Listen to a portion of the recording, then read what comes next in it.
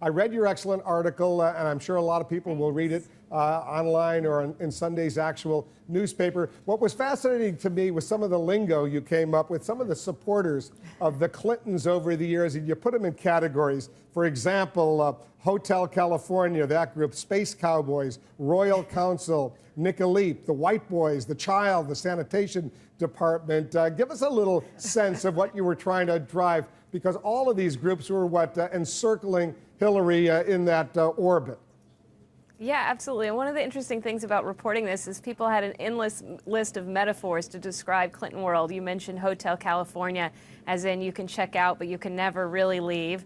Some people said it's like prison. Not everyone can adjust to life on the outside. It can be difficult once you leave the bubble. And yes, I made up some of my own.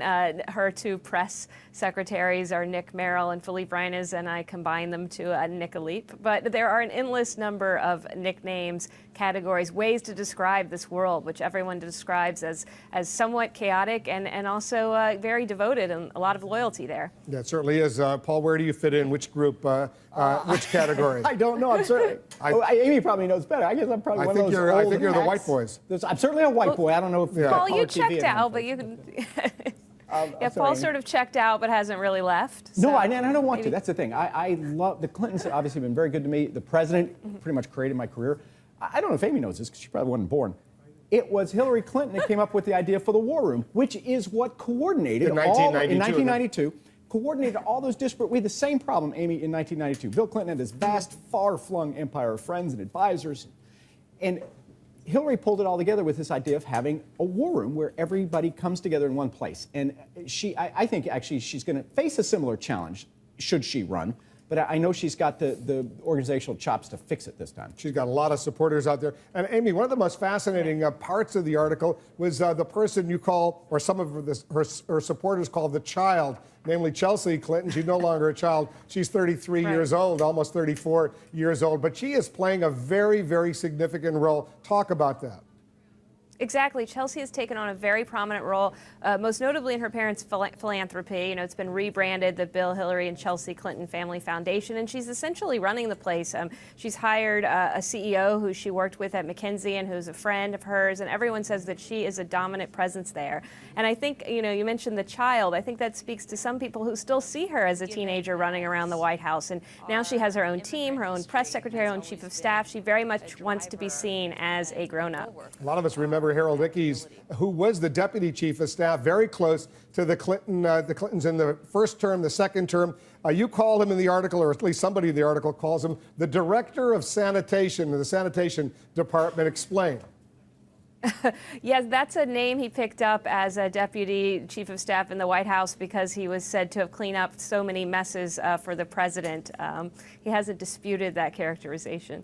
Yeah, well, he's a tough guy, and you know him quite well, Harold Ickes. He played a very significant role. Terrific guy, terrific public servant. I do, though, I know Amy doesn't create the cover art, but this is where I do, I'm sure, part company with Amy. It's insulting. Frankly, it's insulting. Woman was a United States Senator, First Lady, and Secretary of State, 17 out of the last 20 years, the most admired woman in the world in the Gallup poll, and she's portrayed as a disembodied, hairless orb. And Media Matters for America, a liberal group, looked at other similar politicians profiled in that magazine, and the men particularly are always photographed in a very solitary portrait. And here's Hillary. By the way, Sarah Palin, I think, was depicted pretty unflatteringly as well. On the cover of that magazine. It's just insulting. It's not like a huge deal, but I actually think it doesn't speak well of the magazine. But I just want to point out, Amy, and I'm going to come to your defense, you had nothing to do with the creation of that cover. There are artists and others at the New York Times Sunday magazine who come up with a cover. A lot of reporters and writers for the New Yorker magazine, they don't always love the covers either. But you know what, Amy, you want to say something about that cover? You want to defend your colleagues over there? What do you want to say? Well, I certainly respect Paul's criticism. You know, Media Matters, of course, is funded and founded by prominent Clinton supporters, so they're going to have their position, and that's completely valid. I think that there are a few icons who could carry, you know, the weight of being portrayed as a planet. I certainly don't think it was disrespectful, but I completely understand how it's drawing some polarizing reactions. I mean, when I saw that it was running with my piece, I saw, oh, that's going to get some reaction. So we sort of anticipated that, and that's completely valid. It's generating a lot of reaction, and the piece was, look, I read the whole piece. I thought it was pretty favorable towards the prospects of Hillary running for office. Although, Amy, one thing I noticed you didn't include, maybe I missed it, her health. About a year or so ago, she did have a blood clot in her brain, in her head. She looks great right now. She sounds pretty good. Are folks worried, though, about her health? Because if she does, hopefully she won't have some problem with her health, then she won't run.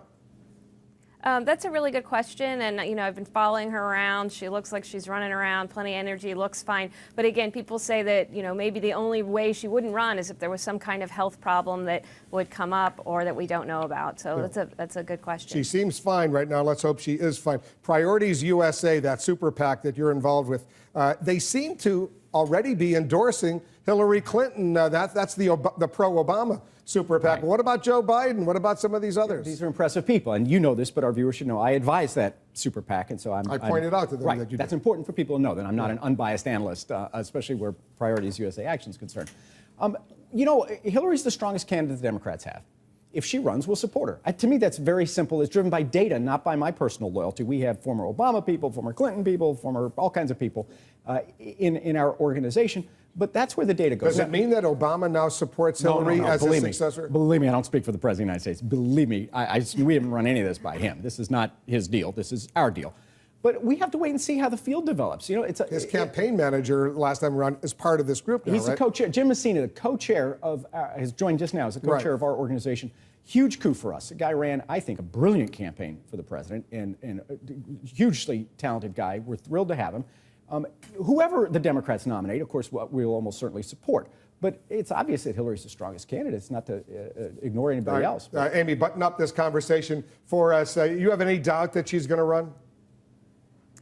To me, right now, I'm looking at her as she's running. She's talking about issues that are important, income inequality, things on people's minds.